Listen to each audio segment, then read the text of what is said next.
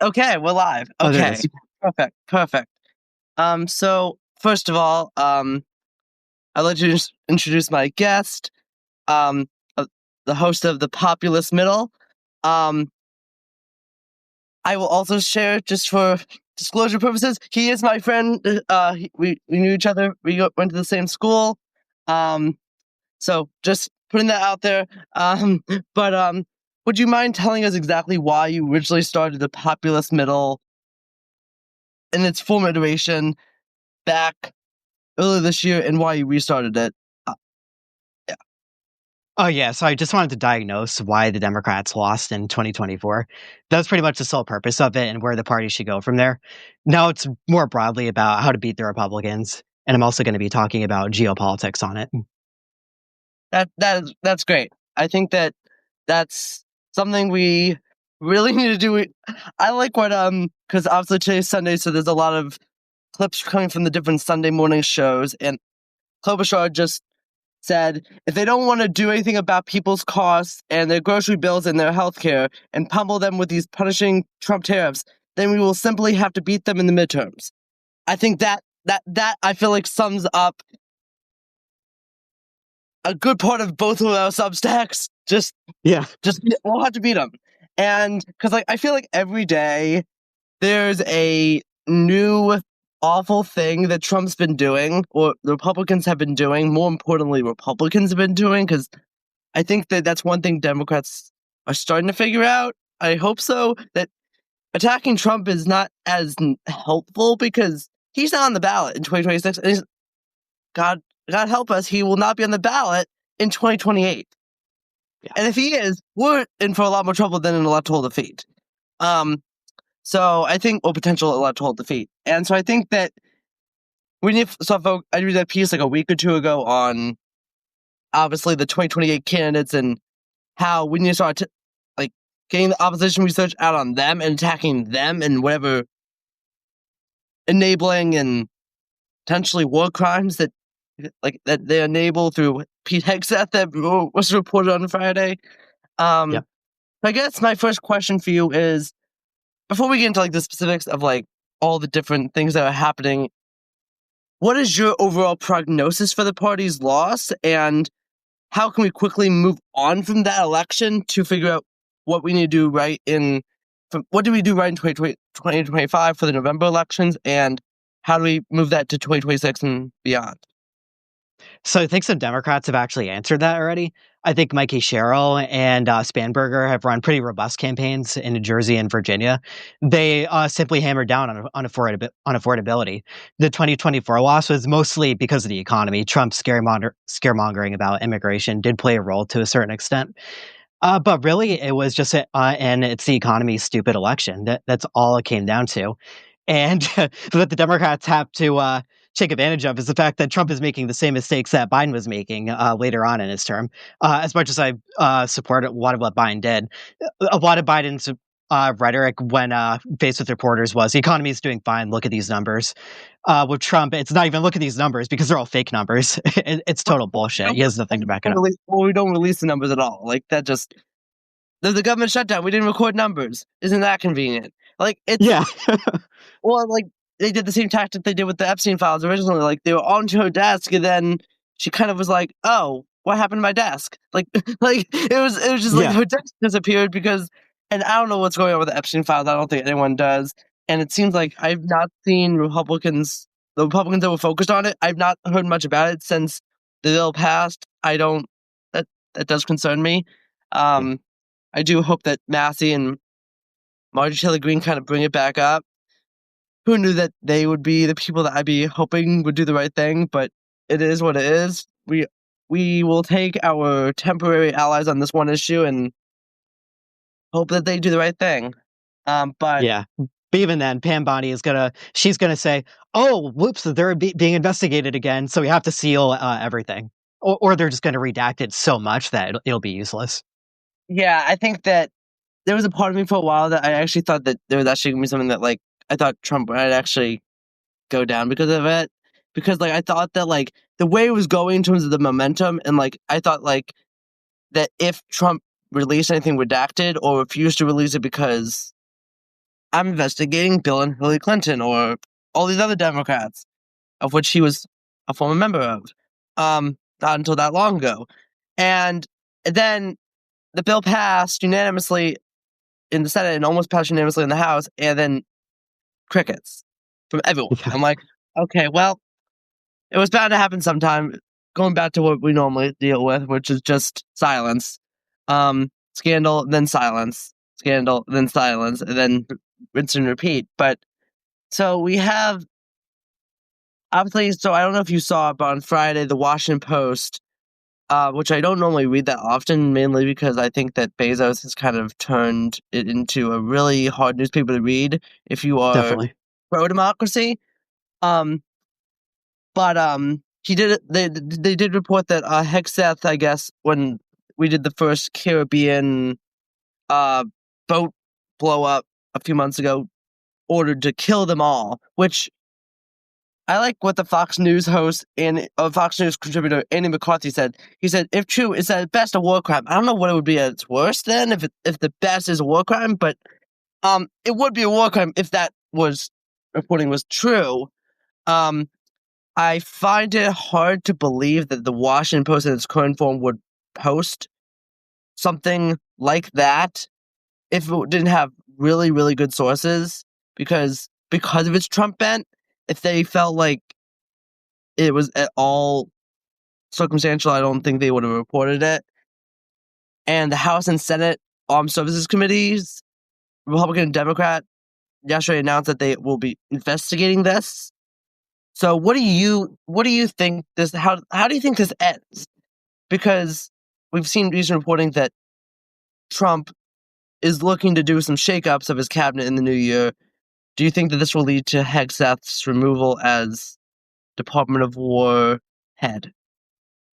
No. I don't see it because Hegseth is right where Trump wants him to be. He's just an incompetent hack. He's a Fox News guy who's being put in charge of our military. He's not qualified, but that's exactly the point. He's an incompetent imbecile who's easy to control. It's not that much of a scandalous headline, and the news cycle will move on, unfortunately, anyway. Trump is mostly concerned with Kash Patel at the moment, from what I can gather, because Kash Patel is getting these very unflattering headlines about using taxpayer dollars to visit his girlfriend, using a SWAT team as security for his girlfriend. So these are just far more undesirable things for Trump. Unfortunately, we've reached a point where kill them all doesn't get the condemnation that it should for breaking I the know law. it's deeply unfortunate because like I remember when obviously Democrats and I would assume most independents do not want that. Like that's part of the reason why um in 2000 when there was accusations of war crimes against Bush and Cheney and others in the administration, there's a reason why that's part of the reason why Trump kind of ascended to where he is today is because he was able to feed off the anger at the GOP for that war and the crimes committed there, and then also the Democratic NAFTA and all these other different things. And he seems to figure out a way to have succumbed to all the same things that both parties screwed over. Like, he's found a way to lose the economy in a NAFTA-like thing, whether it be through his embrace of AI and NAFTA and tariffs, and then just killing civilians in other countries for no apparent reason other than to distract from Epstein. And like you see Republicans like Rand Paul, Thomas Massey, Marcella Green, the normal Republicans, I guess you could call them now, who are more willing to speak up against Trump. I don't know where the heck Mitch McConnell has been, or Lindsey Graham, who used to be kind of normal, friends with John McCain and everything. He clearly went crazy because he's trying to win re-election right now, so I don't think he's going to go against Trump anytime soon. He's trying to win a primary first, which I don't think he's going to struggle with much right now, but if he decides to even say anything, he could, like Trump went after Marjorie Green, for God's sake. Like, that's, like, if Marjorie Green isn't safe, then Lindsey Graham certainly isn't safe. Exactly. And so I think that one of the questions we often get asked as Democrats, like, what things should we be fighting Trump on? What things should we let go? What things? And I feel like always we get told by like Democratic strategists that haven't won an election since the '90s, like that we have to stop like fighting like basic cultural war stuff, or like we shouldn't focus on, for example, immigration because it's a losing issue for us, so therefore we shouldn't even talk about it, or other things like that. I'm personally the view that like I think that do we have to focus on culture issues? Far from it, no.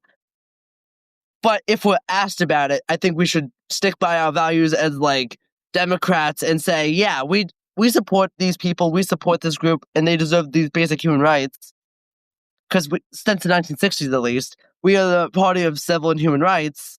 And if we lose that just to win an election, I don't think we will win an election because people still know what party we are. And the thing is, they might view the Republicans more as like the more pragmatic party at times, but they also see them as the most ruthless party, and they see us more as a compassionate for good or for bad. And I think that if we pretend we're anything else, it's not gonna work. So what do you think there's any battles that we should not be fighting, or what? I think you set up a very good binary there between ruthlessness and compassion. I think the Democrats need to find a middle ground because I don't think the country is in the mood for both. Unfortunately, when it comes to compassion, I think the Democrats need to take a practical approach when it comes to social issues. They just need to be the party of 80-20 again, but on the 80 side of the equation. Normal things like basic background checks for guns, but nothing too superfluous, nothing too excessive when it comes to that. But I just think in general that it would serve the Democrats much better to focus on what people care about the most. And at the moment, that is affordability and healthcare. Trump is minus 20 on the economy in some polls, almost minus 30 on inflation in other ones. I think that must be the main focus because I wouldn't go as far as to say that immigration is a losing issue for the Democrats. Trump is minus 10 on it. But what the Democrats need is to move more toward the center on that issue. At least what most people define it as the center on it, which wasn't what Biden did. Although it was a little bit of what Biden did earlier in his administration, but then it started turning into something that was more left-leaning, according to most people. And the Republicans just ran with it and called it open borders, and they won on it.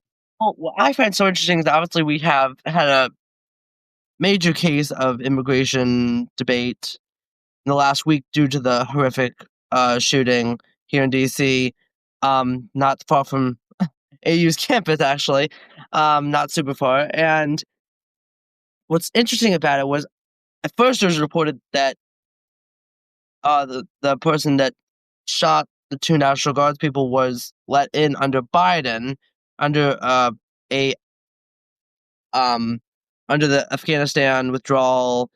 You worked with us, we're gonna let you into the country type of thing with proper vet. He was properly vetted at the time, and then, but the fact that most Republicans want to ignore was that he applied for asylum back in December of 2024 and was admitted in April of this year. So unless Joe Biden still thinks he's president, which and still is living there secretly and doing the job as president, then Donald Trump is the reason why he's in this country still.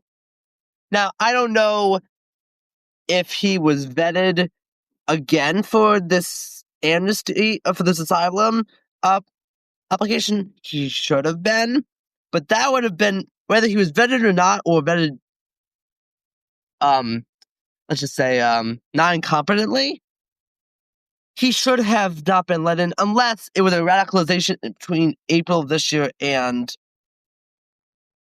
now. And I think that that's also possible. Like, obviously, this guy might have clearly had some mental health issues, as many people who fight do, specifically in such a war-torn country. He might have been radicalized by the fact that Trump has been just going after and saying that all Afghan asylum seekers should be deported back to Afghanistan. It could be a lot of different things he's done. He's done a lot of things against Afghani people, for whatever reason. I can't think of anything beyond xenophobia, but who knows? He might have another reason. But the thing is, I think that Stephen Miller told him so is the other option, I guess. So that's I do question sometimes who's president, Stephen Miller or Donald Trump. Or Um, Russ Vought. what? Or Russ Vought. Yeah, yeah. But I think that it's just very interesting that like we have this weird refusal to like again. It's not surprising because they refuse to admit any fact that hurt them. But like it's kind of weird that no one else is kind of talking about the fact that he was admitted under Trump. It's like now again, fully possible that he was radicalized in between. That does happen, but that's also it was only since April. Like I feel like there might have been some signs before April of this year to November of this year that he might have wanted to do something or been a little bit potentially like I don't know. I think that could have been mitigated, but what do you think though is a reasonable approach to immigration? Since obviously we've seen Obama did a arguably less than humane job at times. Now it was less public how inhumane it might have been at times with like Right. except then Trump posting on social media and like putting like soundtracks to it. But like obviously Obama was a lot more tough on immigration and everything. And obviously then Trump has been gone way too far. He went too far in his first administration, went too far in the second administration. Joe Biden was fine for the first 2 years. The last 2 years were like a lot more. Let's open the borders more. I don't think it was fully open borders as Republicans like to claim, but and then he kind of cracked down the last like 6 months of his presidency after he looked like he was going to lose back when he was still thinking he could win. So I think that what do you think is necessary to avoid to like have a humanitarian like place for like a path to citizenship and stuff like that, but like also in the meantime, while we're dealing with the political realities of that not being able to be done unless we get at least an exception for the filibuster and get the Senate majority back and the House majority and the president at least until 28, likely. Um, what do you think our policy should be on immigration in terms of communicating to the American people, at least? I think it should be almost a bit, well, it should be a facsimile, really, of that bill they tried to pass in 2024 that Senator Langford signed up on, along with the Democrats. It was a really good centrist bill that offered a path to citizenship, but it also beefed up security at the border. But it also gave more immigration judges to the system, which is just completely overloaded. So it was a really good practical solution that, of course, the Republicans shot down to save Trump in that election. So I think the Democrats should try to do that and get the Republicans' record on it again. But like I said before, if it's not something to campaign on, it's more something to keep quiet on, do quietly. But if you do pass it, or if you do get Republicans to vote against it, then you run on that, and you also run on the fact that Trump did let that person in because the everything that happened under Biden was held accountable for. No matter what went wrong, Biden was blamed for it. They have to do the same thing with Trump. They have to get in the mud with this administration. The thing is, sadly, that's always whether before Trump or definitely during Trump, definitely is that we've seen always Democrats get blamed for things. Democrats have to take the heat for things that Republicans never have to do, mostly because people honestly believe that Democrats are just better at like a lot of things. Are like it's like, oh, we don't really expect much from Republicans when they're in Yeah, office. So like they can't really like they can't really like do like they can't really disappoint us.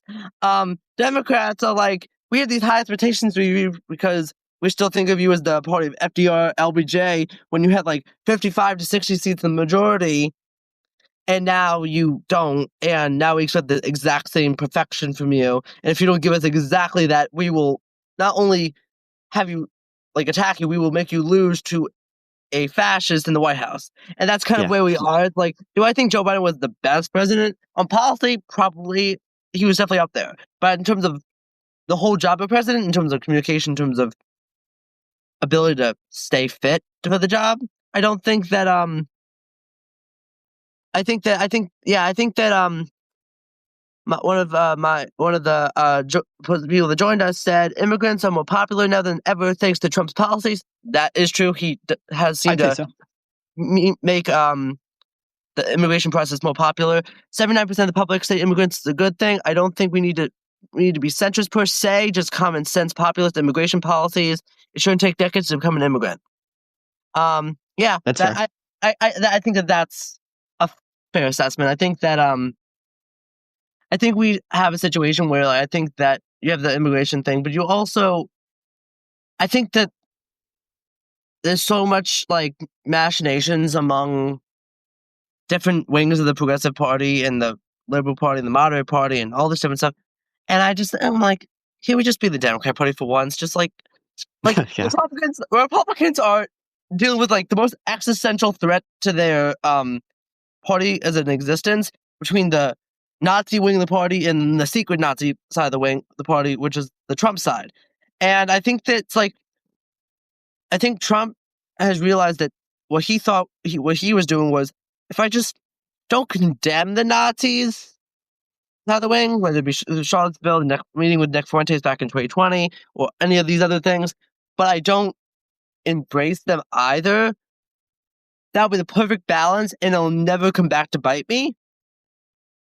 And I'll be honest, it more or less worked to keep Nick Fuentes kind of low, but then some nut job went and shot Charlie Kirk, and a spot of influence in the party opened up in terms of online social media, and Nick Fuentes jumped in. And because he had not been condemned, and because he had enough of a following, and let's be honest, he wasn't super far away in terms of views from Charlie Kirk to begin with, it kind of was a more natural fit. And now you're seeing people like Ted Cruz and John Thune and all these Republicans kind of like try to, wait, we didn't want this.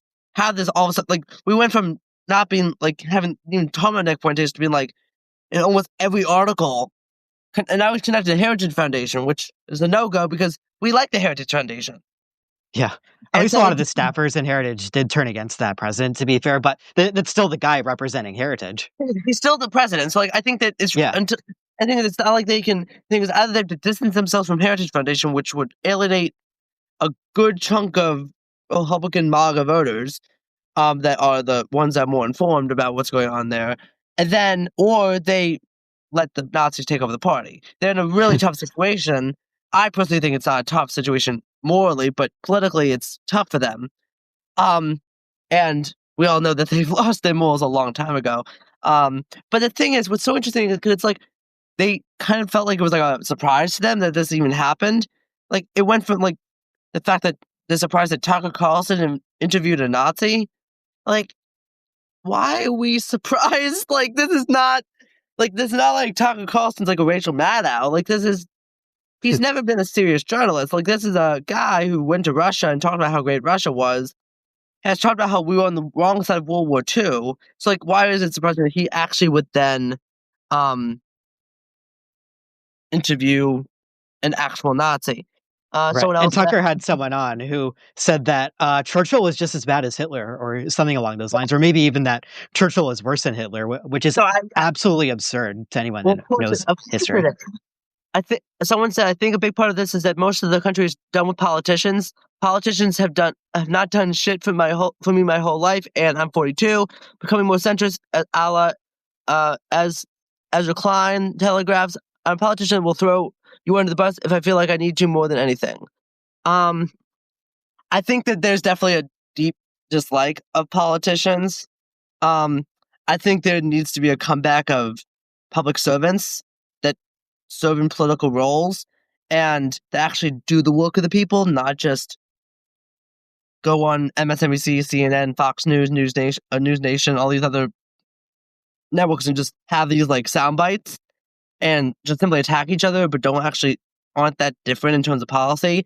I think a lot of Democrats are obviously different Republicans on policy, but then you have like Democrats, like the 8 Democrats and likely Chuck Schumer that agreed to the deal a few weeks ago to end the shutdown, which in some ways, politically, it's going to be better for the Democrats because they're going to have the vote. Republicans are going to shut it down, and then we can put it on the Republicans. But in terms of American suffering, those Democrats made the wrong choice. And I would agree that we need to take the money out of politics. That Mara said, yeah, we definitely need to take money out of politics. I think that that's a common sense, basic populist idea, and also just a common sense idea in my view.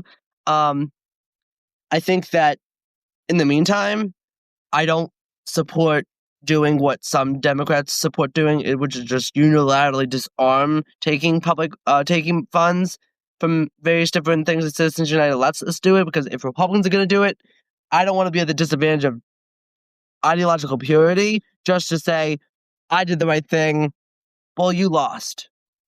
Yeah, I feel the same way about gerrymandering. Exactly. The thing is, I want to ban on gerrymandering nationwide, but until then, the thing is, we got to be practical. We need a majority to get that done. So every time we lose the seat to a Republican or don't gain a seat, then we are one step away, or exactly where we were at the beginning, of getting to that solution. So I think that, so I think that definitely taking money out of politics would help. Is there anything that I think that you feel like is being not talked about enough by Democrats, or that could be being talked about more? Oh, that's a good question. Or less. Or less is another good question. I think one of the main ideas of the Democratic Party when it comes to criticizing this administration and the GOP is that they are the establishment.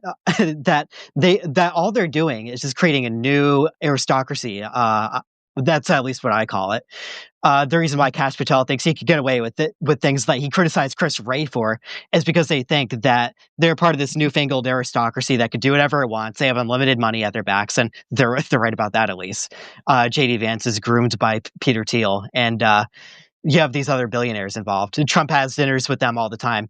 So basically, Democrats need a more macro message about how the GOP is creating an oligarchy, and that benefits no one else in this country except for the top 0.1% of people, and not even the top 1% at this point. Trump is having dinners with them. Gas and oil companies get a direct email line to him. So at this point, it's becoming less of a democracy and more about who you know, and that's what shapes the economy and politics these days, not even votes or elections or Congress. It's the money that shapes politics and the economy itself, which is becoming a huge problem. Yeah. Is there anything you think we should be talking about less than we currently are? Not to sound like a broken record, but just any social issue, it kills the Democrats, and it kills the Republicans too when they talk about social issues. I've been thinking a lot about. You saw that in Virginia because, obviously, Winsome Sears made a whole campaign about DEI and education. She said that, right? She said the nasty thing about gays in the debate. Yeah, it was just a weird. I watched it. I was like, well, she was already going to lose, but this was just a nail in the coffin. I'm sorry. Yeah. I'm just like, oh, it's not discriminatory to say that gays.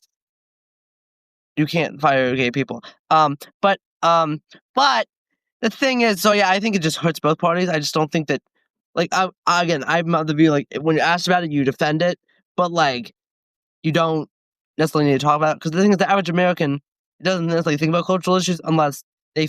Now, I think that if you deal with the issue of Trump getting rid of the child suicide hotline for the LGBTQ plus community, you can just talk about how this is just you can just talk about how the overall cruelty that Trump has been doing against all different minorities. I don't think you necessarily need to pick each individual group, because I'm personally just against catering to individual groups no matter what the group is, whether it's age or demographic or religion or race or whatever it is, sexuality. I just don't think that splitting everyone up into different groups is helpful. We need to put everyone together, and because we are Americans, not separated into little groups. But I do think that when you talked about what we need to talk more of, honestly, and I don't mean to I know obviously you're more in the middle, but you sounded a lot like Bernie Sanders there. Like you needed the accent a little bit better, but you have the thing. Oligarchy talking about the 1%, like so. Obviously, you saw AOC and Bernie Sanders kind of taking, like, going to different cities, rural areas, not rural areas, suburban, and honestly, like, doing a really good job of talking about these issues when they were going on tour for the time they did. I don't know why they stopped, but they kind of did, or at least they're on hiatus right now. And I think that the thing is, do I agree with every single thing AOC does or says or believes in? No. But do I think that am I glad that she's in office and is one of the best communicators we have to discuss things, and I'm glad that she's become a much better team player in terms of looking for candidates and not trying to endorse primary challengers left and right. I fully embrace AOC as part of the party. I love AOC. I think that, like, she's done a really good job of kind of moving more pragmatically, more of a pragmatic progressive rather than just like endorsing progressive challengers that were never going to win. I think she recently committed when she was running for oversight that that she was not going to endorse primary challengers ever again. We'll see if that happens. She has not endorsed anyone yet. I think that there's a certain helpful element to not endorsing primary challenges. I'm okay with primary challenges. People should be able to run their own races. People should not fear, but have a healthy competition. I personally think every Democrat should, every Republican should. It's kind of like a good way to just make sure you don't like feel complacent in your job. But I think that a lot of the primary challenges you see right now are simply on like one issue, two issues, and they're not based on like overall voting records, which is fine. Like, and I'm pretty confident that people like Richie Torres, Dan Goldman, Wesley Bell in Missouri are all gonna, and other Democrats like that are gonna win pretty easily. Yeah. Not pretty easily, but at least win. I think Dan Goldman's probably one of the most endangered ones, just because he's likely running against the New York City comptroller, Brad Lander, who's pretty popular. But also, I don't know if he's going to run. I think that Mamdani wants him to run after he told him he was not going to have a position in his administration, which I think surprised many, given how Brad Lander's cooperation and endorsement of his campaign during the primary was a big reason why he got so much momentum towards the end and made such a big victory in the primary. But he obviously decided that Brad Lander was no longer useful to him, and now it's possible he just knew that he wanted to run for Congress and was like, I'm not going to mess with your plans there. But what I find interesting is, do you think there's any Democrats that should not run for re-election or should be primaried out? I know that's a tough question as we're all trying to enter political jobs and everything, but it's a question I feel like that has been asked, and I feel like it's an important question to kind of get an idea of like how to build a party up to actually be a winning party and not just kind of sitting there like a sitting duck. Right. I think, yeah, that's a touchy question. The only Democrat I'll say who shouldn't run again, because I do want it to be a Big Tent party. I think that's the way both parties should be, because that's the way both parties have historically been until now, until mass polarization hit. The only Democrat I'd say shouldn't run again is Rashida Tlaib. I genuinely think that she is an anti-Semite. But not only that, just extremely far left for this party, too far left for even this Big Tent party. Not to mention that she's made too much of her political career about this one issue, Israel, that I'm sure most of her constituents don't even care about. So she's the only one, really. Even Ilhan Omar focuses on some other pressing issues for her constituents. But Rashida Tlaib, I can't tell the difference between her and Marjorie Taylor Greene sometimes when it comes to the issue of Israel and anti-Semitism in general. I see your point. So I think that like I personally think that like I'm personally happy that we're seeing like people like Nancy Pelosi. I think obviously she was one of the best speakers we ever had in the country in both parties, frankly. But I'm glad that she's stepping down for a new generation of leadership. You're seeing that with a lot of different members of Congress, Jerry Nadler in New York, where like 20 million people are running for his seat. It's like a who's who of like Democrat politics. You have Jack Schlossberg in that race. You have uh, various other activists. You have it's like everyone and George Conway's thinking about running. It's just like I don't even know anymore. That race is crazy. But like I think that I'm personally of the view that barring some really egregious Republican cheating, Democrats are going to win the House. I do think that that's likely. Now it depends on what the Supreme Court does in terms of the Voting Rights Act case with Louisiana. If they rule sooner, that could totally screw us over because that'd be like 20 seats potentially that different states could redistrict in total, and that'd be really hard to overcome. I still think we could do it under this environment, but it'd be a lot harder. But I don't think they'll rule before May. I think it'll be one of those end of term cases where they rule against us. But the Senate, I honestly thought the Senate was out of reach up until November 5th of this year.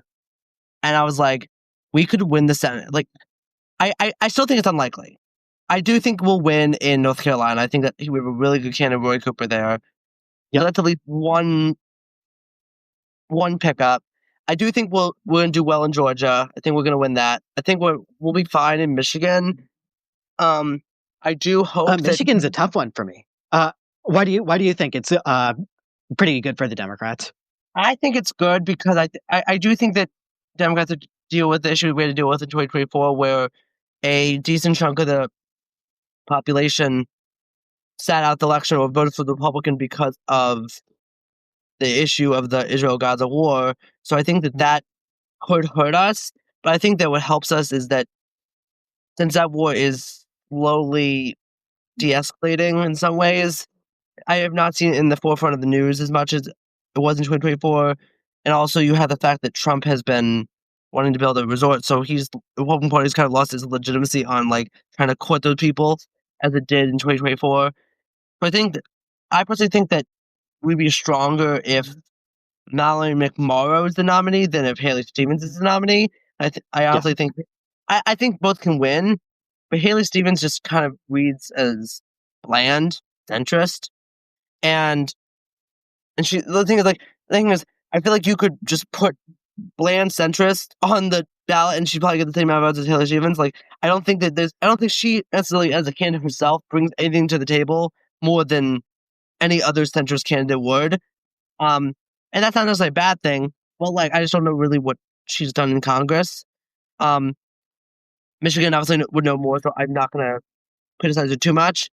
I personally am a fan of Mallory McMorrow.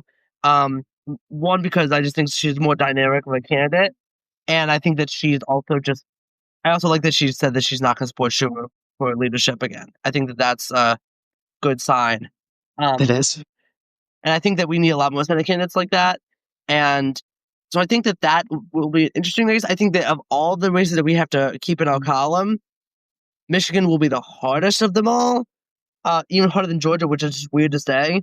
But like, it helps that the Georgia Republican Party lineup is just so messed up. Like, you have multiple people that shouldn't be running. Then you have the less crazy candidate who Kemp wants, but he's likely not going to get anywhere because he's backed by Kemp and Lansford likely not backed by Trump. It'll be interesting to see who Trump endorses in that race. But the thing is, Maine is a flippable race. I was for the longest time a pro Graham Plattner guy. I liked a lot of his views. Did I agree with how he viewed every issue? No. I think I personally disagree with him on foreign policy issues, particularly in the Middle East. But like, I think that overall, I'm not gonna vote against a Democrat because of a one issue, as long as they're not like egregiously like anti-Semitic on it. And I don't think he's that. I just think he was just misguided on some things that I might disagree on. But I think that I gotta say, I still kind of support the guy. Like I think some of the stuff that's come out about him, but like some of it's just like silly. I don't think he's a communist. I don't think he's a Marxist. I don't think he's a Nazi. I don't. I think that he got a tattoo when he was drunk. Maybe realized what it was later on. And then didn't take it out because he's in Maine. I can't imagine that that's easy to find a tattoo remover in Maine. And then he got it changed. I feel like it's a much smaller issue than people are making it. But I also do think it's Maine. We have to be an incumbent that's been heavily favored, and we keep saying we're going to be her. Then she keeps somehow finding a way to win. So I think that putting up a candidate that has even a few flaws like that could be dangerous. But also, there's not between that and, yes, a popular governor. But I believe Jada Mills, how old is she? Old. The thing is, the fact I have to look it up, I shouldn't have to look up a person who's running for this Bush Senate term. She's 77. Right. Yep. Now, granted, I do appreciate she did say that she's only going to run for one term. This would be a one-term senator.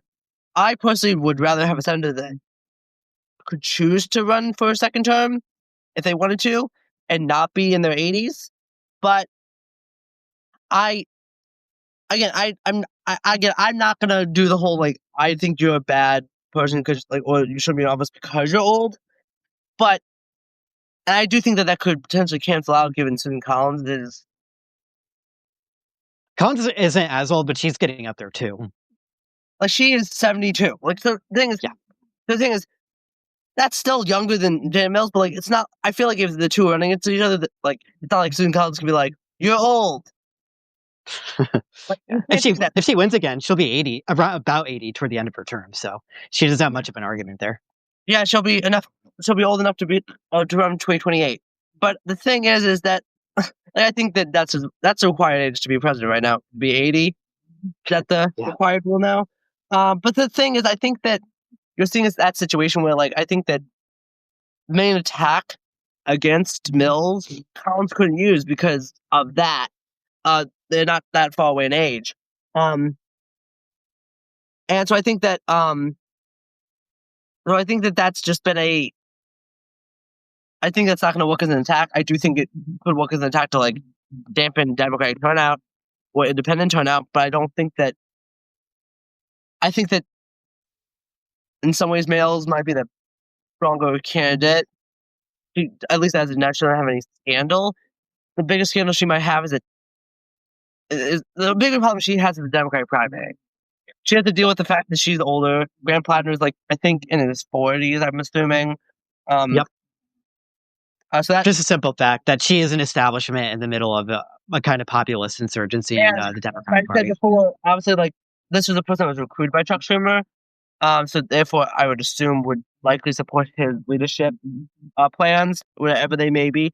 I personally don't think Schumer's going to run for leadership again. I personally think that Cory Booker or Amy Klobuchar would be, or Chris Murphy. I actually prefer Chris Murphy as the leader. I think he'd be a great Senate leader, and I think that if he doesn't become Senate leader, he's going to be running for president. I'm okay with that. Also, he's a great guy. I like him. I don't know if he's my top pick for president. We'll get to that, but I think that I think we have a situation where you have two candidates that each have relatively significant flaws in the Democratic primary and potentially in a general election against a hard to beat incumbent. It's going to be a hard race, but I think in this environment we could do it with either candidate. I think that Plattner has a certain type of messaging appeal. I don't think his policies are the same as Mamdani's, obviously, but like his messaging style. The one thing Democrats could learn from Mamdani, and I swear to God, the one thing that we can learn is campaign messaging. And he was stellar at being able to communicate those direct face to camera videos that he did, talking about affordability. Spot on. I think that's a big reason why he caught steam in the first place, and then obviously won in the end by a relatively decent margin against against Cuomo, then Cuomo again, because he really did not know what the word "no" meant, which I guess is common for him. But it's but I think that you had that, but then Ohio, obviously with Sherrod Brown running again. I think that in a good year for Democrats, that could be a competitive or even a flip. Iowa, you don't have an incumbent in that Republican race, so I think that I think we could win that race. Again, it's hard. Again, it's not going to be easy. Like, the only thing, it's not going to be easy to win the Senate. I still think we're not likely to, but it's possible. Texas. Yeah. Another race that I think the stars have to align for that one. If you have Tallarico run against Paxton, it's possible. And you would have to have Tallarico win. And I think for Tallarico to win, I don't think Crockett can run. I think Crockett running leads. I've seen various different things. I've seen some polls that suggest that Tallarico would actually do better with Crockett in the race because she would take away more from Allred. And then I've seen other polls that say the opposite. So I'm like, I personally don't want, and I've also seen other polls that say that she would just win the primary. And if she won the primary, again, I like Jasmine Crockett, kind of. I think that she sometimes is a bit much. Me, I don't think she's as effective as people give her credit for in terms of a general election electorate. Now, she's great for Democratic base. I like her as a Democrat who does. If I didn't care about winning elections statewide in Texas, she's great. I don't think she could win a general election, even against Paxton. I don't. I think that would be incredibly hard. I think that they would replay Governor Hot Wheels time and time again, and just or other remarks that she's made that are a little bit maybe edgy, but like, and sometimes just, but like, I think that sometimes it's just like you sometimes need a reactionary in the House. It's different in the Senate, and I think that exactly. and the things people. That's fine. Like I have no problems with Jonathan Crockett. I just think that she needs to. I just don't think that the Senate is the place for her right now. Crockett says she's only going to run if the data shows that she can draw voters who have been voting. She's planning to have the best Democratic run and as the others step back. Yeah, I know she said that. I just am skeptical of. She's using, I'm assuming, inside polls, which usually tend to favor the person that's doing the polling. But I find it hard to believe that and also polling is a lot different. Polling, when you have three people, that two of which, like, I'm not surprised Ulrich's not doing well in the primary. Like, he lost in 2024 against Ted Cruz. So that's not a strong advertisement. You have Tallarico, who I would say is probably an incredible candidate in my eyes, but he's not as well known as Jonathan Crockett. Like, just hasn't been out there as much as Crockett has been. And I think Crockett's will also have more name recognition, so therefore likely more support in the Democratic primary. So I hope that she decides what yeah, I think that, yeah, I know she said she's pulling a different way. I also don't know what that means. I try not to listen to politicians when they say they're deciding whether to enter a race based on polling. I don't think that that's I don't trust that. I see that as like a ploy to say, I'm running, but I want to say I want to wait until I prove. I do think that she'll struggle to. She said that she was going to announce by Thanksgiving. Well, it's Sunday, past Thanksgiving, so either the things she has about the filing deadline's like December 7th, December 8th, so she has some time. I'm really checking Twitter every day to make sure that she's not running. But the thing is, I just don't think a crowded Democratic primary is good. I also do worry that a primary like that could turn really brutal. And specifically, she feels like she's the only one that can win. I don't want her to.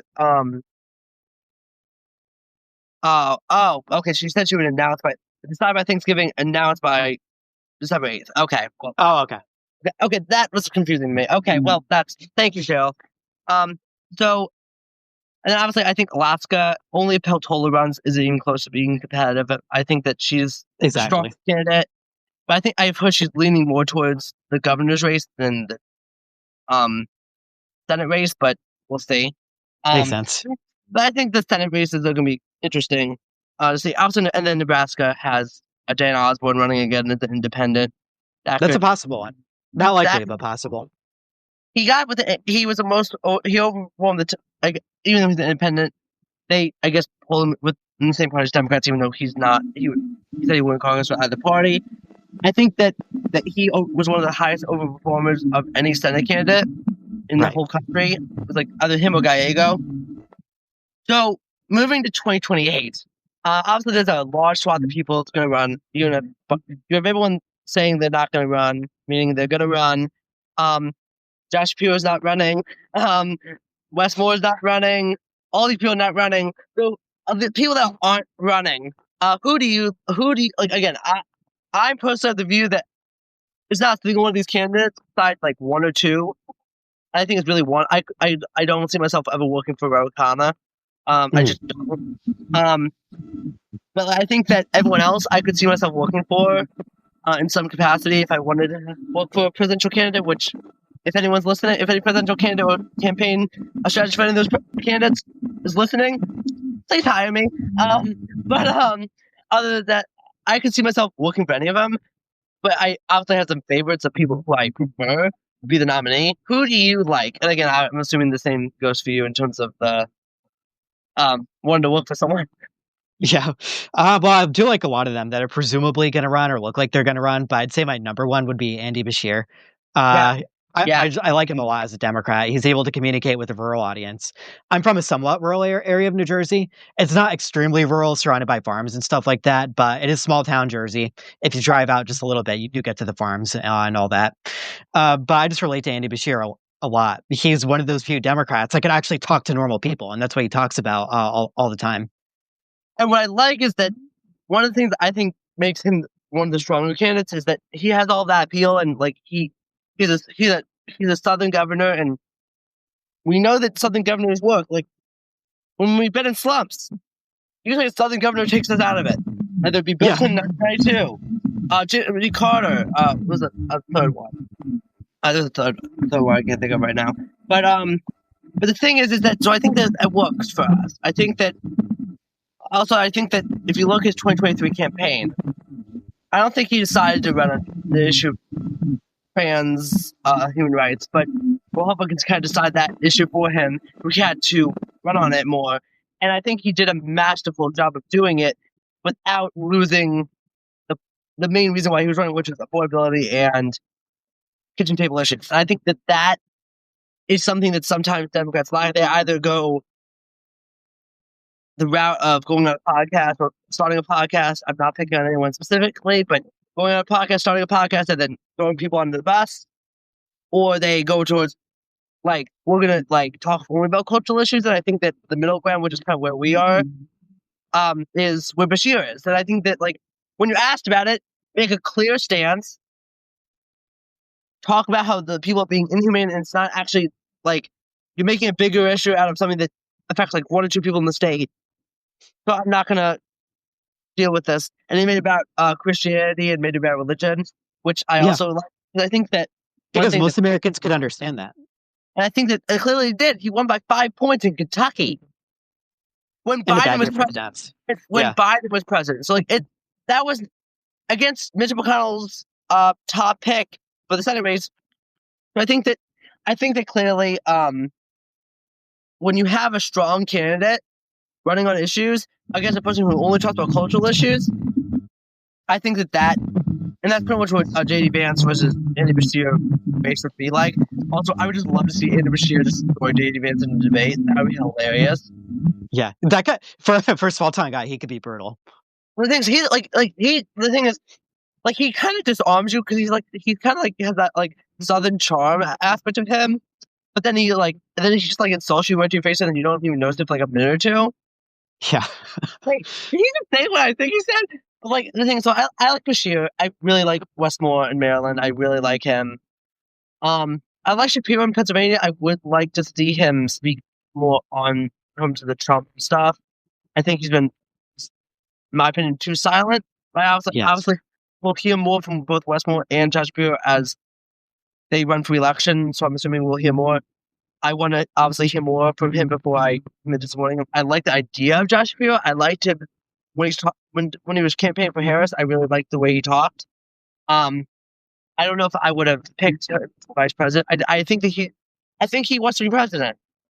Oh, so I don't think he wants to be vice president. So I think that's a big reason why he wasn't picked. I don't think he was not picked because he was pro-Israel or Jewish. I think he was not picked because he's ambitious. And you don't necessarily want an ambitious person that's that ambitious and wants to be president. You're vice president. That's makes sense. I'm okay with that. Do I think Tim Walz was the best pick at the time? Yes. I still think he was probably the best pick. Multiple reasons. One, I think that he did really well for a while until the ticket kind of told him not to talk as much. I think that was a mistake. But I also think there was the element of you're running a race that's really hard to win in retrospect. Like, it's thing is, looking back, the conditions were not in our favor given the economy and the concern about Joe Biden's age and the fact that Harris did not run in the primary. So she had the aspect of these are candidates that are never likely going to have a chance at nomination again. So why potentially ruin someone who could be a potential 2028 bench contender? Like, that's not. I think that picking people that were not necessarily thought of as essential material in terms of electability. I think that now I want that Harris did a much better job than what could have done. Like, also she massively improved Joe Biden's margin that he would have gotten. He would not have been as close in the House or the Senate. So I think that really helps. But the thing is, I think that I also like what's his name, Pete Buttigieg. I think he's a good candidate. I think he will struggle with some. I know he struggles sometimes with black population voters. Yep, it's gonna be hard for him to. He's gonna have to figure out a way to fix that. Because that's obviously a big part of our party.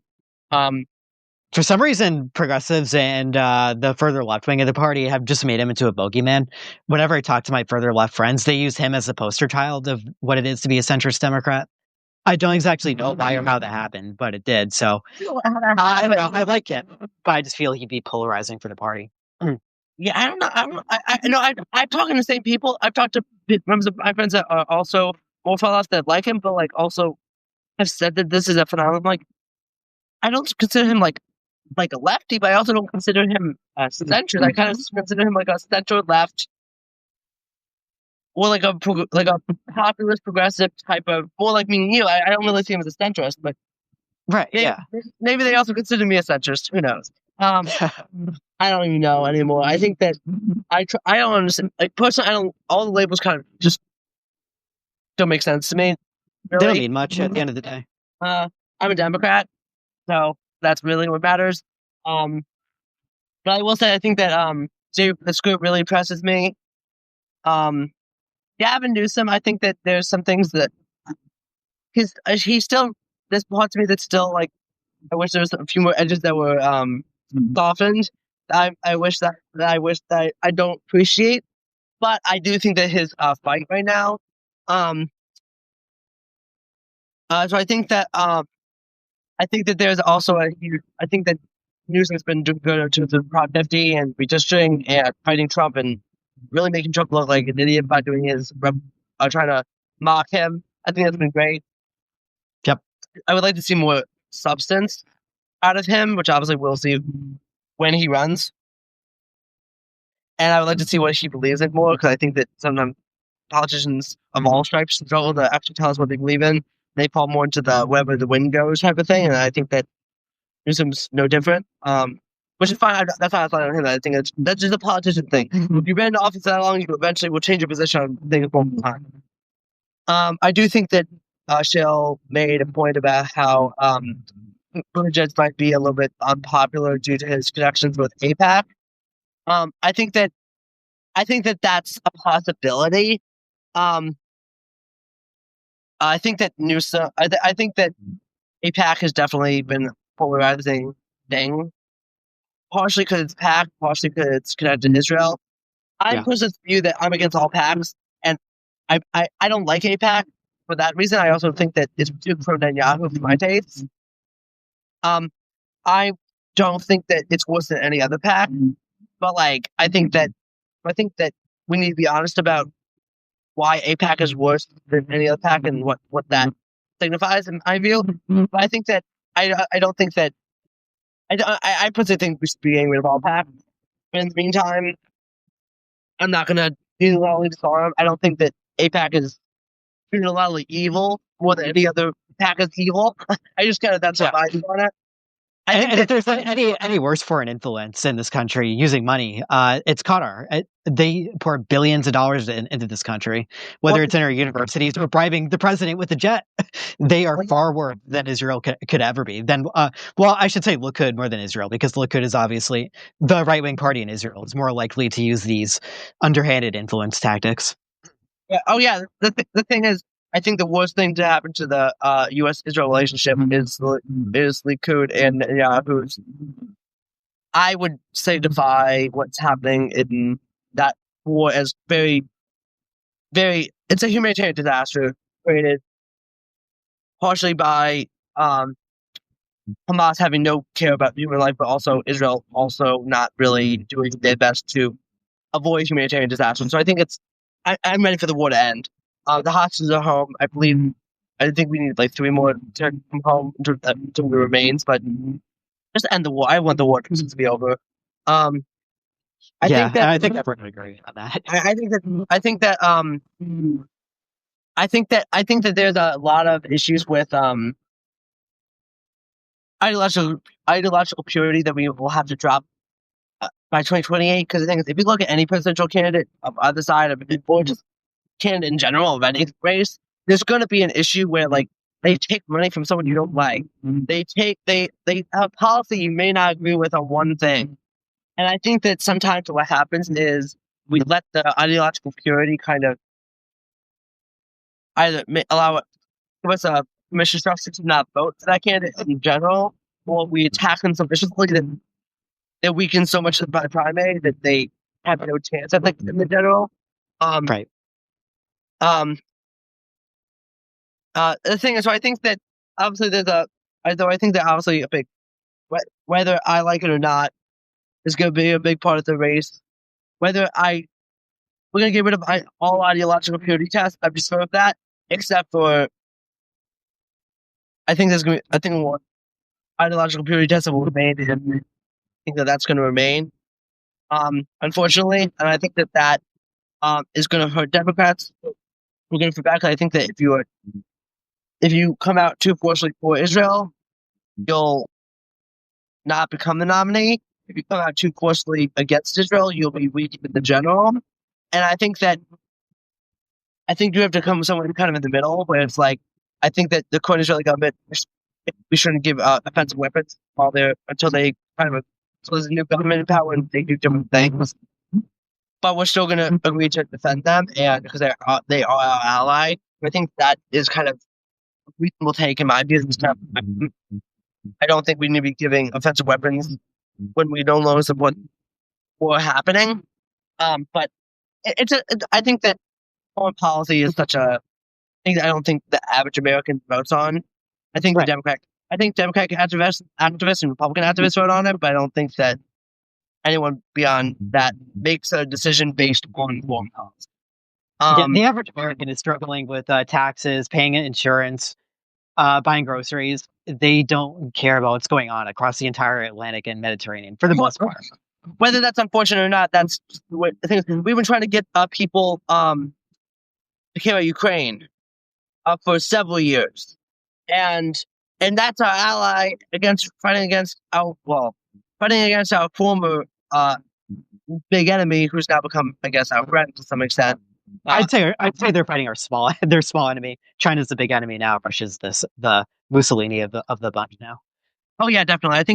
I also think Iran's being a bigger threat. Even after Trump's like non-effective bombing of the Iran nuclear sites that weren't really successful. With the reports, I think that they are just where they were 6 months ago before they did it. I don't think that we just burned enough to really do anything. But I think that overall, I think that we just need to kind of move past the ideological purity stuff and move towards more like, again, progressive populism. That was one of my first major columns, which about what we need to do towards that. I think that I think that Newsom, I think is strong. I think Newsom, he's not one of my top preferred candidates. Like, I have several others before him, but I would happily vote for him in a primary. I mean, I would probably vote for most of them. I would vote for AOC also. I don't think AOC will be the nominee. I don't. I do think she'll do better than she'll do. Just because I think she'll move on she'll get whatever Bernie Sanders got. She's the clear heir to Bernie Sanders, and I don't think Bernie Sanders is running again. I sure hope not. But the thing is, I think that, but I think that I did a piece recently about like what Democrats should look for in terms of the coming years, and also what they should look at. I think that it has to be based on what do they do in terms of fighting Trump in the coming years. What policies and ideology have they put forward, either in their job as senator, congressman, or a cabinet official, if they were a cabinet official was. I'm personally not in the mood for Steve Smith, like some people are. I don't want a celebrity. I don't think the answer to is another celebrity. I think people something like they did in 2020, and I don't think that people want else like that. And people will be like, I'm done with this guy. I'm done with celebrities. I just want someone normal. And I don't think Stephen A. Smith did that.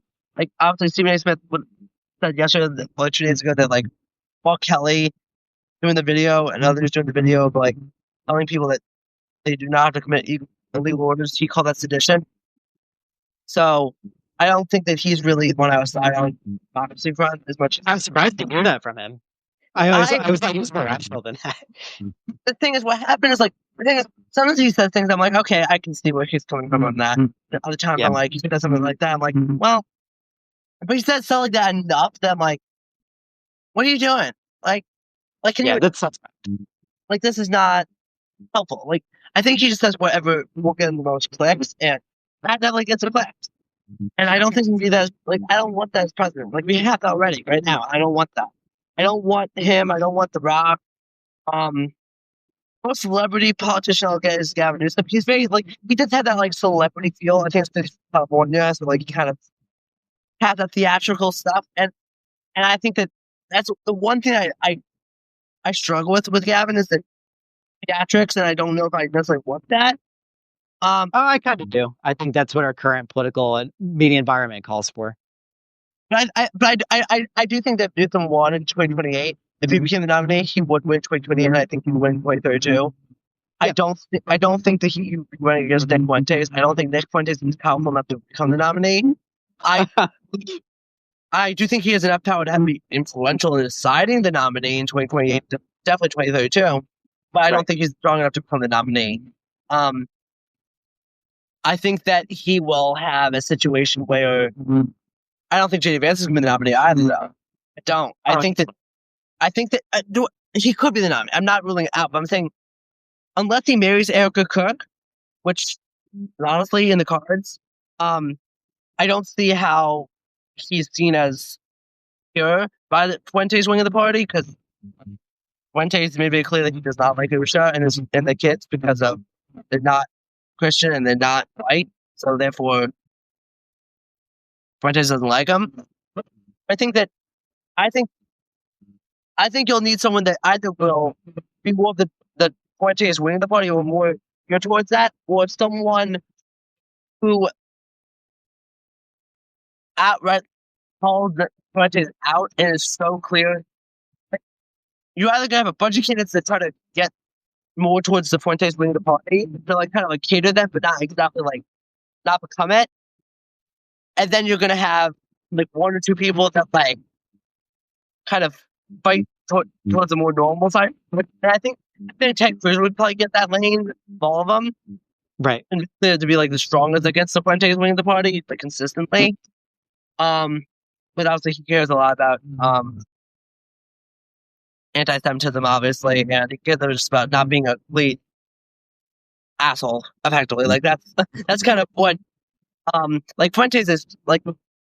It's just every time I hear him talk, I'm just like I literally feel sick. Like he's that sickening individual in my view. But yeah, I think is there anything that Democrats, in terms of like, well, also like leadership, what do you think? Do you think leadership needs to change in terms of the Democratic Party, in terms of the Senate and the House? I know we agree kind of on Schumer, but I personally am okay with Jeffries. I think that he there's some warning signs. I think that he could do better on like being what he means when he says things. But I think that like I wish he and I have no objections with him not endorsing from Johnny sooner. My main issue was that he kept saying I'll endorse him soon or I'll endorse him soon. But then like he was just delaying things. If he didn't want to endorse, he didn't have to endorse. But he had to make a decision. My issue with him was that he would make a decision until it was like last minute. And I don't think that I want people that are definitive. I still like Jeffries as speaker. I think he annoys Republicans, and that's enough for me. That, and I think he's done a decent job calling votes to like make sure it's like politics together mostly. But also allowing people like the Jared Goldens and Louis Camp to like do their thing. The closest he came to not doing that was when Bruce Perez did a resolution a few weeks ago to like go after the Illinois Democrat that tried to like pick his is trying to pick his successor through, to be honest, some shady means. And she did a resolution attack, and he kind of was like, well, she's gonna do whatever she wants to do. I don't really understand what she's doing there. That was the closest he ever came to like really going after someone who's in a top district for doing something. But I also think that was partially because like we were kind of in unity right then. It's like you really have to do that right then. I personally had no problem with it, but like I can see where some Democrats might have been annoyed with it.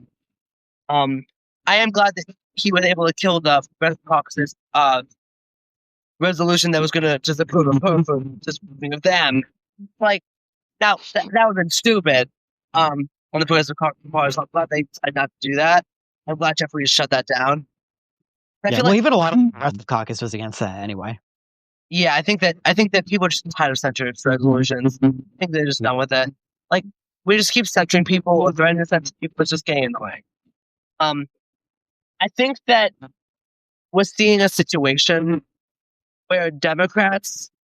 The thing is, one of the questions is: are Democrats more popular than they were in 2024, or Republicans just so popular? Democrats just seem to be the bad option, and I think obviously that matters for 2028, especially if we win the House, and even more so if we win the Senate. It'll be seen like, wait, what? So, in some ways, it'll probably.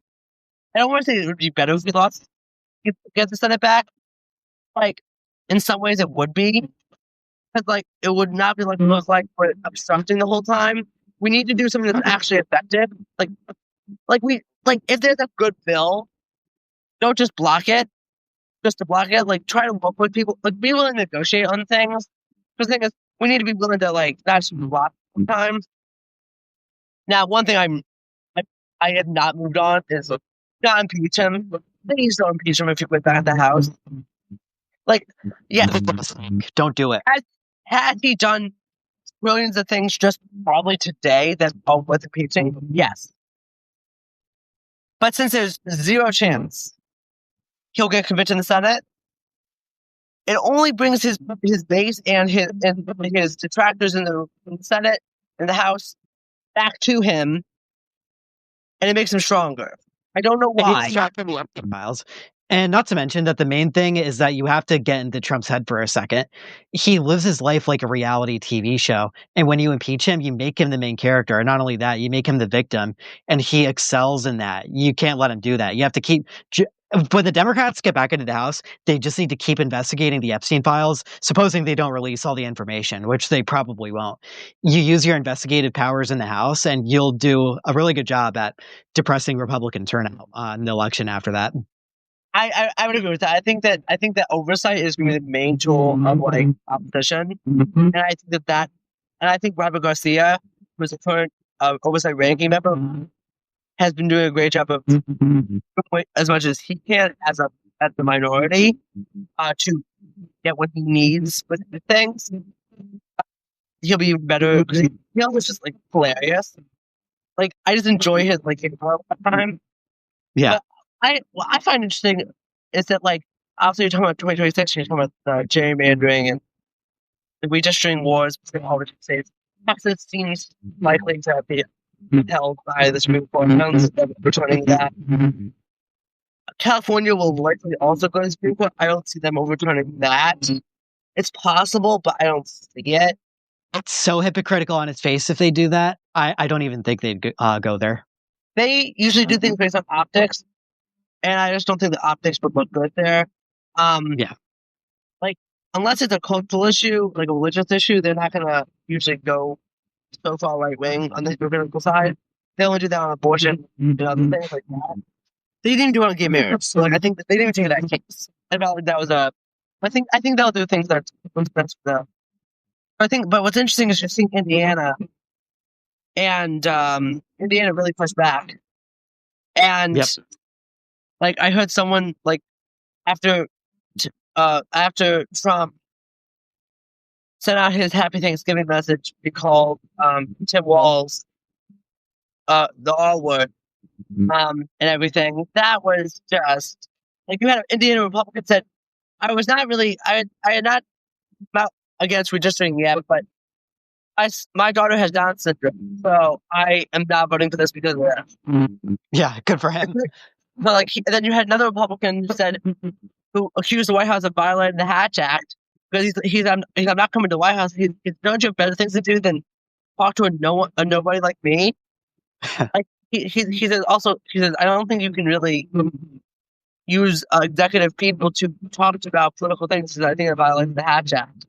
So that's another Republican. Then you have other Republicans that have been doing it. So I just don't see Indiana caving on this. Yeah, and the former governor of Indiana was also against it. But yeah, I did see that Mitch Daniels.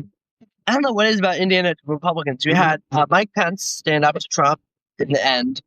You had Mitch Daniels always standing up to him on various things. You have the current Senator Todd Young voting for impeachment several years ago. Yep. And then you have all these Indiana Senate Republicans. In Kentucky is similar. Like you have Mitch McConnell now, and you have Rand Paul, and you have Thomas Massie. Yeah. He doesn't like almost the entire delegation from Kentucky.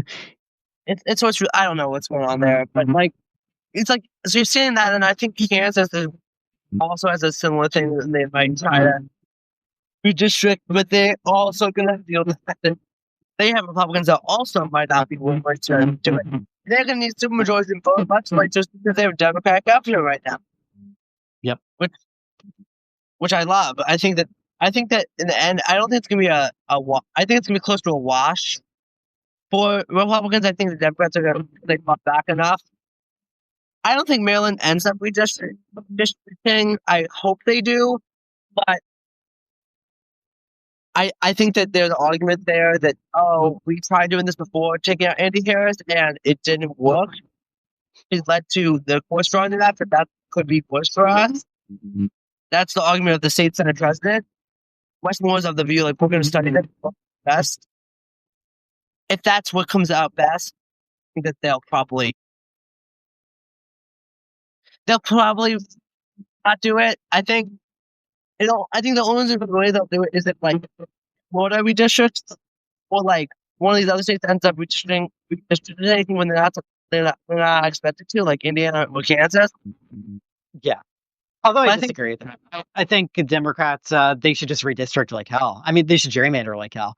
Because everyone's talking about Texas, but the reality is that the Republicans have already done it across the board. They've done it in Ohio, they've done it in Wisconsin. So I see no reason why Democrats should show any mercy to them on the House maps.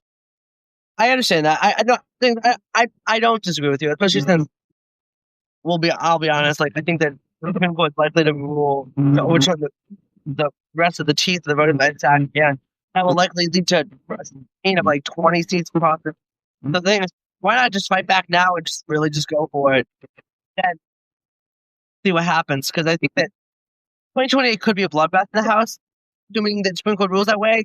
If we don't change some of our, like, we're going to also have to do a lot better in America if we want to have a chance at keeping the House in 2028. I think rural America is going to keep. I also think that if you look at the Electoral College, past 2030, when the new census come out, it will not be enough to win the Rust Belt states anymore.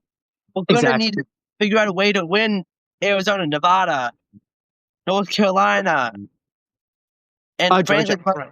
Georgia. Oh, yeah, that's what I was thinking of. Like, we're gonna have to be winning those to win the presidency, and that could be something we have to figure out because things we can't be. The things we can't like in the past we could win the Rust Belt and only the Rust Belt and barely win. We're not gonna do that anymore, Right. and that's concerning. Yeah. There There needs to be a So I think that that's very interesting. So I think that that's there's a lot of things going on, and I don't know if there's anything else. I think that you see a lot of just crazy things happening right now. I think that the American people, I don't know if they care about every single thing that Trump does, but I think they don't. Americans, by and large, are patriotic. Yeah. And Trump has made a mockery of the United States across the world, and the world does not respect us no matter how much each of us. I think the American people can look at that and see it, and they're like, I don't like what's happening to America. I don't like that I don't like that we're fighting with Canada for something. I don't like that we are fighting with Russia.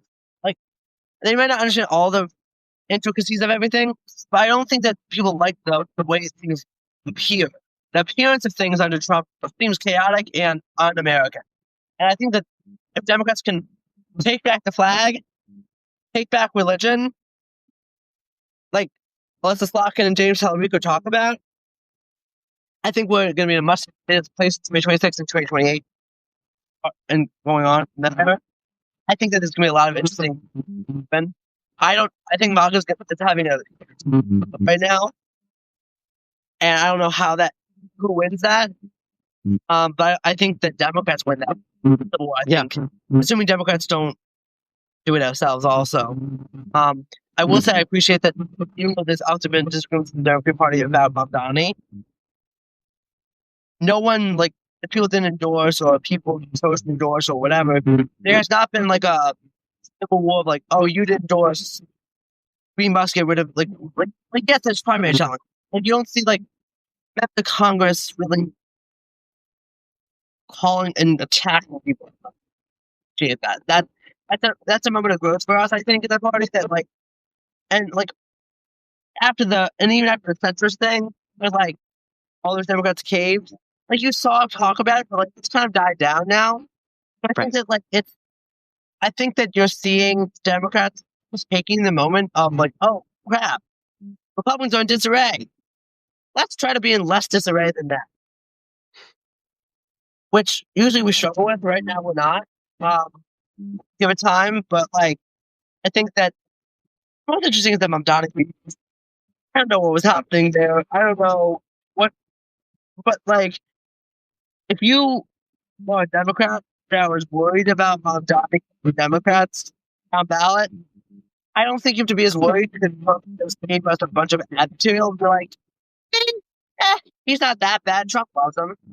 Yeah, exactly. Yeah, like, that's the whole thing that relieved me during that meeting. That before that, they were going to use Mamdani as a poster child of how far left and the Democratic Party has been become an Islamic radical party. But now they can't do that anymore because Mamdani and Trump are best friends. It also helps. It also helps. I think another thing I think helps Mamdani and is that I think that Republicans have scaremongered so much that like the thing is like I don't think that he's like this like off like. Do I agree with all of his politics? No. Do I think he's an awful human being? No. Mm-hmm. I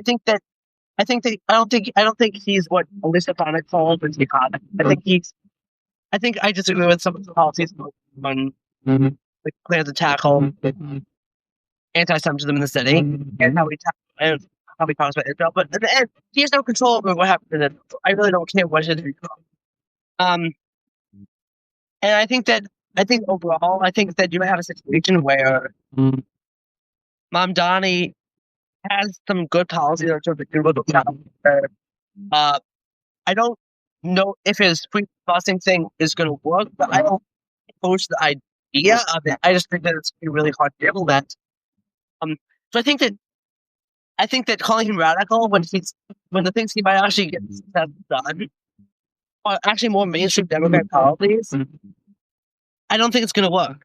I think it's going to backfire on them. And that was And I think it's even more so after Trump called him treated him as his best buddy. But I think that that's not going to work.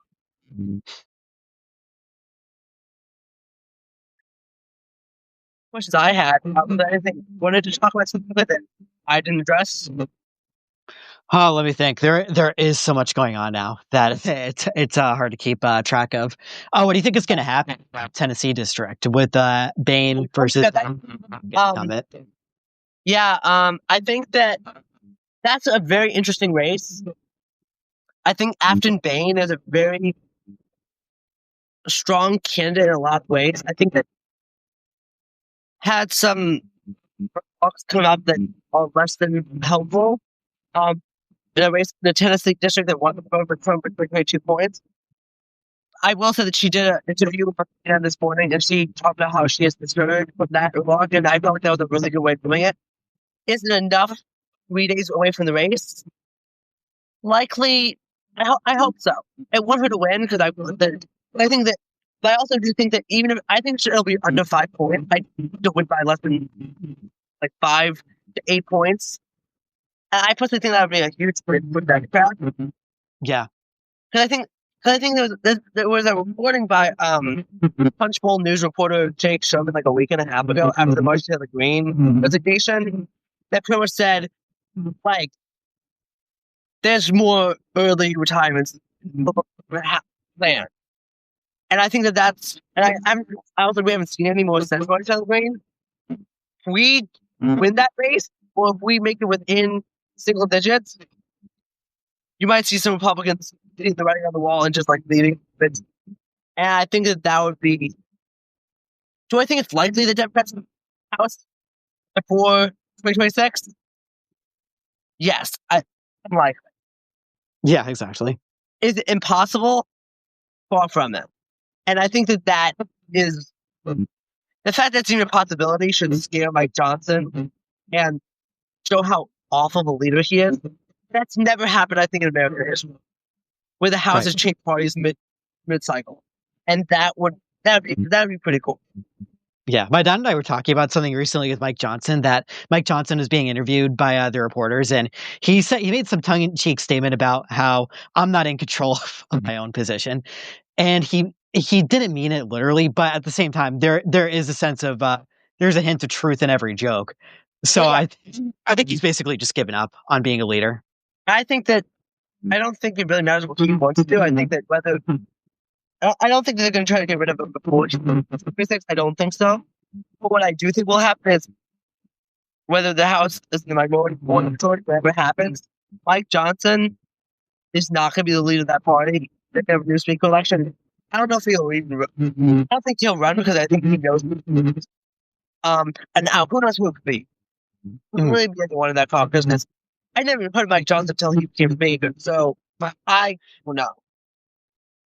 I think that all the top names were exhausted during the last speaker election.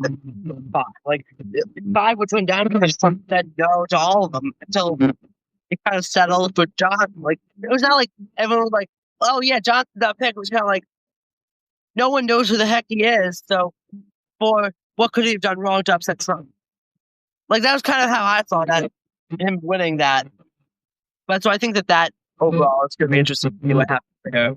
But I think it'll be less than 10 points. It'll be within single digits. I must guarantee you. I think that Afton Bain has a strong candidate. I think she's a progressive populist. Definitely. It's just so I think that it'll be interesting to see what happens. I don't know how it's gonna play. I don't know how she's gonna the fact that people are even scared about her winning was there's a lot of other parties than necessarily my party. Because this is a 22-point Republican Trump seat. This should not be close. And Trump and Mike Johnson, it's the event for her. Yeah, for that district. Yeah, they're doing it tomorrow. And then also AOC, Al Gore, and Jayapal are doing an event for Afton Bain tomorrow. I don't know I don't know if I would be campaigning with. I'm okay with her campaigning with AOC because I think obviously AOC is just able to transcend the political stuff somewhat. Obviously, Al Gore makes sense because he's the former governor and everything. Yep. Obviously, former vice president and everything. Jai Paul just seems like it's a little bit out of place, but whatever. I don't think anyone's gonna be like, "Oh, I was gonna vote for Afton, but Jai Paul showed up, so therefore, like, no, I don't think the average person's gonna know who she is, which is why I don't think it's that helpful." Bane's already progressive, so they already know what they're voting for. So at least she's honest about her opinions. So she's not going to sugarcoat them. But it's so damn impressive that a progressive is within reach of this deeper. I think I would say that she leans less towards progressive, like more towards democratic socialist, even like, and the fact that she even has a chance. This should be a blowout. In a typical Republican year, the thing is this. Like, yes, Afton is an amazing candidate, and like she has amazing ads and everything. Have you seen her ad with the mechanical bull? No, I haven't. You should watch it because it's amazing. It's like it pretty much like has like how like Republicans and the donors like are able to like control the mechanical bull, and then like the average voters like being like hit, like swung off and hitting the pavement. It's an amazing ad. And like she does the same type of ads that Mamdani has done and Blackbear has done and other kids like Sam have done. So I think that she's a strong candidate in a lot of ways. Obviously, she's focused on affordability, but again, this is a sign that Republican. The fact this is going to be understandable or they win is awful for for Republicans' chances in 2028. Yeah. I believe the decision on Texas, Supreme Court decision, will be coming out in the coming days because I don't think they'll have to rule before the filing deadline. Well, at least they should be doing that. It's not the whole race in free fall. It's in free fall. I think we're going to win a lot of governor's races also. Like you see Rob Sand in Iowa, a really strong candidate. Obviously, Josh Shapiro and Wes Moore are going to win the election. Arizona, I think we're going to win in Arizona with Katie Hobbs, but she's likely going to be running against Andy Biggs. I'm not really worried about losing to him. Definitely not. I'm not worried about Michigan either. Although you do have that mayor from, it's a bit of a spoiler, but the thing is that the Democrats do have a really good candidate in Jocelyn Benson. Well, Jocelyn Benson is amazing. I think that she is. I think that the Detroit mayor running is just like, why? Like, what are you doing? Like what? He's an asshole. Yeah. He knows he's not going to win. He's going to take votes from the Democrats. I think he's going to take votes equally from both parties, honestly, in the end. Because I think that people, I think John James, I don't think he's good. I don't know what he's doing there. I don't think he's going to do that well. I think he's very unimpressive as a candidate. And I think that I just don't think he's going to win. I would like to see more from Whitmer. Now, the only thing I've seen from Whitmer is a folder covering her face months ago. God, yeah. I was impressed by her. I'm incredibly impressed by her time as governor. That moment, it ruined it. She's not presidential material. Her political instincts are that bad. Oh, I'm so embarrassed to be with you, Eli. I can't be with you. It's so ridiculous. Even though they all know she's in the room anyway. It's a national. I had issues with her meeting with Trump in the Oval Office in general. But, like, I also understand, like, she's the governor of a foreign state. She needs sometimes her deals to be. But, like, I think you could easily argue that, like, whatever deal you make with Trump, you're not going to get what people ask. What he gets it. But then you go and like cover your face. It's like, and then her reasoning was like, I don't like my photo being taken. You're a politician. No, yeah. I'm not gonna... Jesus. But the thing is, so I think that's.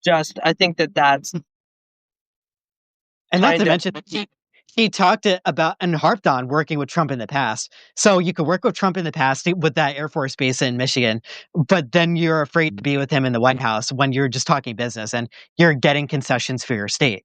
I don't think anyone has a problem with that. Like the thing is, I have no problems with it. Like I feel like again, my main issue was like again, I was annoyed by her going to the White House. Like I felt like you could have done that like behind closed doors, like over the phone. But like the covering your face, that was just I'm sorry. Yeah. That lost me. That lost me. Yeah. And it's a But shame because overall. she's a great governor, amazing governor, incredible talent. It's just that because the thing is, it's like yes, it's one thing, and people might forget that one thing, but it does show some level of political instinct there, like what they do. But I think that, but I think that, but yeah, I'll be interested to see what happens for Tuesday. I'm there's a part of me that tells me that something might happen with Steve Wilson, which would be just amazing. But I don't know. But I personally, I probably should get going.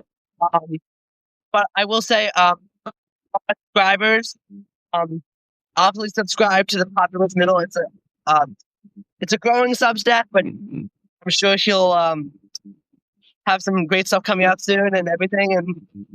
And also thank you for joining this interview on Sunday morning. But yeah, thank you. Yeah, thank you for having me. Of course. Have a great day. Yeah, you too.